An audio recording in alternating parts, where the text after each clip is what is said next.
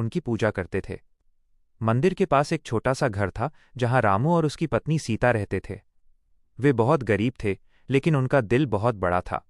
रामू और सीता को कोई संतान नहीं थी, जिसकी वजह से वे अक्सर दुखी रहते थे। उन्होंने माता रानी से बहुत प्रार्थना की कि उन्हें एक बच्चा मिल जाए। हर मंगलवार को सीता माता रानी के मंदिर जाती और पूरी श्रद्धा से पूजा करती। वो घंटों मंदिर में बैठकर माता रानी से अपनी इच्छा पूरी करने की विनती करती थी। एक रात सीता ने एक सपना देखा। सपने में माता रानी प्रकट हुईं और उन्होंने सीता से कहा, सीता, तुम्हारी भक्ति से मैं प्रसन्न हूं। तुम्हें जल्द ही एक सुंदर कन्या प्राप्त होगी, लेकिन तुम्हें एक बात का ध्यान रखना होगा। जब तक तुम्हारी बेटी 5 साल की न हो जाए, तब तक उसे किसी और की नज़रों से बचाकर रखना।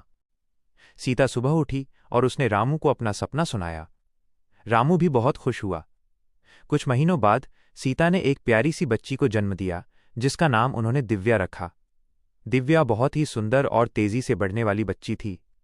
रामू और सीता ने माता रानी के निर्देशानुसार दिव्या को लोगों की नज़रों से दूर रखा। दिव्या 5 साल की होने वाली थी। गांव में एक बड़ा मेला लगा था। सीता की सहेली ने सीता को मेले में आने का न्योता दिया।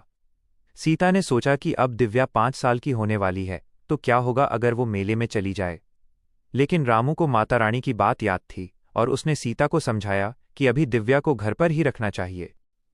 लेकिन सीता ने रामू की बात नहीं मानी और दिव्या को लेकर मेले में चली गई। मेले में बहुत भीड़ थी। दिव्या एक खिलौने की दुकान पर रुक गई और सीता से खिलौना दिलाने को कहा। सीता ने उसे खिलौना दिलाया, लेकिन उसी समय एक महिला ने दिव्या को देखा। वो दिव्या की सुंदरता देखकर दंग रह गई और उसके मन में ईर्ष्या आ गई। उस महिला ने दिव्या को बुरी नज़र से देखा और देखते ही दिव्या बीमार पड़ गई। सीता और रामू बहुत घबरा गए। उन्होंने दिव्या को कई वैद्यों को दिखाया, लेकिन कोई भी उसे ठीक नहीं कर पाया। सीता को अपनी गलती का एहसास हुआ। वो माता रानी के मंदिर गई और रोते हुए उनसे माफ़ी मांगने लगी। माता रानी फिर से सीता के सपने में आईं और उन्होंने कहा, सीता, मैंने तुम्हें चेतावनी दी थी, लेकिन तुमने मेरी बात नहीं मानी। अब तुम्हें अपनी बेटी को ठीक करने के लिए एक विशेष पूजा करनी होगी।